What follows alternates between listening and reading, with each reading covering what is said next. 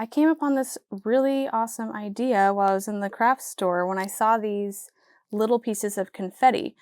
They are little pumpkins and leaves, a couple different kinds of leaves. We've got oak and some maple and then acorns. And I thought, wouldn't the leaves look great in a fall collage as wax rubbings as well? And I'm just trying it out and seeing how it works. So they are like embossed, I guess you could say. So one side has a texture and the other side has the inverted texture. So we could try to see if it works on both sides. I'm not quite sure, but let's just try. Okay, so this is not the super textured side. It is just the inverted. So it does show up.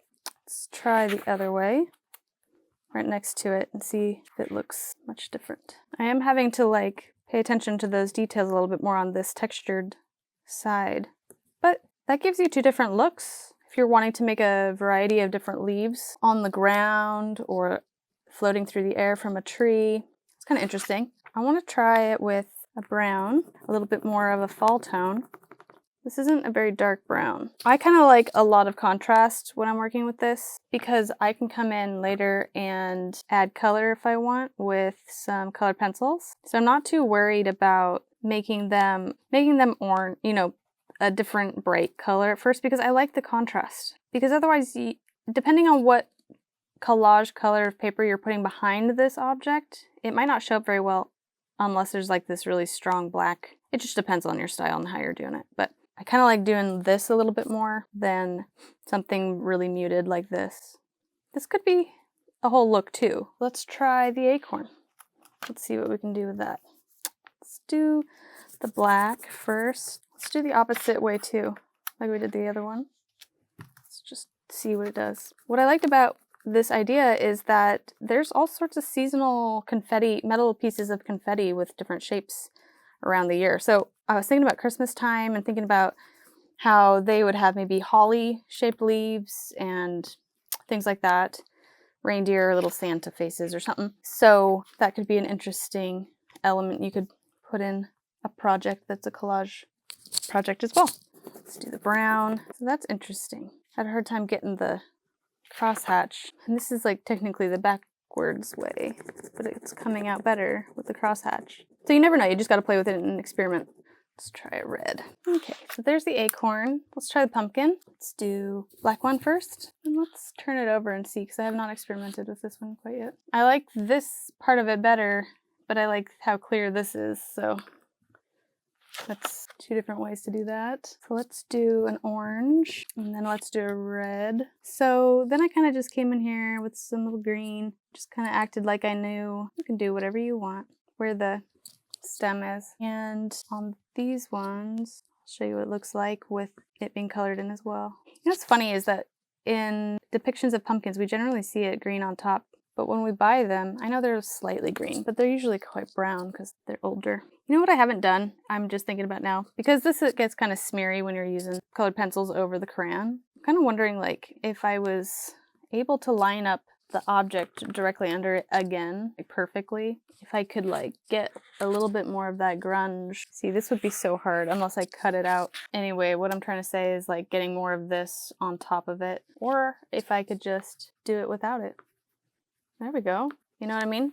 Like making it a little bit more grungy instead of that smooth, because the smooth part doesn't make me super happy. All right, did we forget one?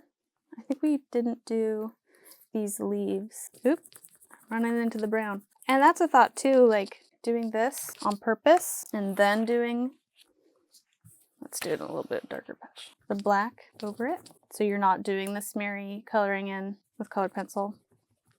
It's not really blending, it's just like adding a little bit of color underneath. Let's try one more, and I'm going to do like a red with the brown. Let's see, you can get all sorts of looks. And this little one is just the same kind of idea, just a little bit smaller leaf. I would say too, though, that after looking at these a little bit closer, some of the confetti is not stamped very accurately. So if you're picking out a package, kind of maybe look at it a little closer. Like this one, you can see where it's gone off the edge, and it's just, you know, it's not perfectly centered. So say you wanted to do an ombre kind of effect, this would be an excellent kind of thing to do it with, these leaves. Look at that. I think it works better with just the brighter colors for sure. I feel like I'm missing the tail here.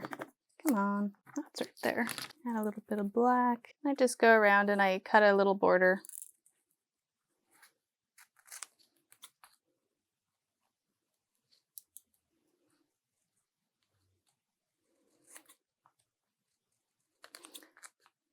And you don't have to, you can go all the way up to the line. I just, when I seal the shapes down, I end up going around with like a little bit of a black pencil, colored pencil, and just giving it a little bit more contrast around the shape. Especially if the shape doesn't have a whole lot of contrast. Like this one has a little bit of black, you know, but it's still quite muddled and brown and orange and red. So put it on black paper. But that's just a little tip and trick to maybe try out. I'm sure there are so many different types of little pieces of metal confetti like this, and they would work just as well. I'm sure the Dollar Tree even has them. I got these at my local craft store. I will be keeping my eyes peeled for more of these because these are just super fun. Thanks for watching this video. If you're interested in more tips and tricks for your art, subscribe to this channel, and I'll see you in the next one.